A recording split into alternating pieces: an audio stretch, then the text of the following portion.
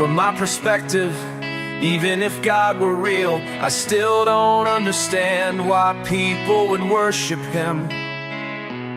If he created everything, that means he also created all the bad things in this world, disease, suffering, and even people who would go on to do terrible things. If he is all-powerful, he must have the ability to prevent suffering, but chooses not to. That makes me question whether he is truly good.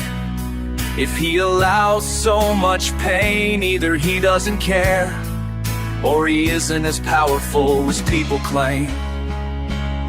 Another issue is the idea of hell.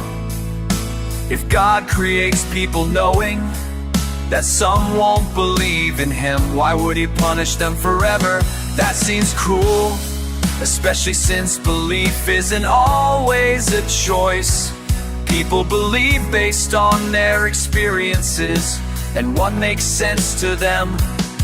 If God truly loved everyone, why wouldn't he give people another chance, instead of creating them just to suffer for eternity?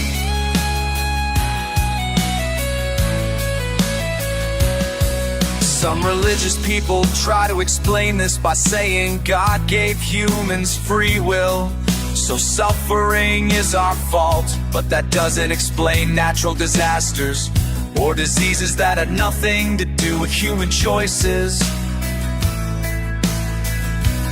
Others say suffering helps people grow, but that doesn't justify the extreme pain and injustice that exists.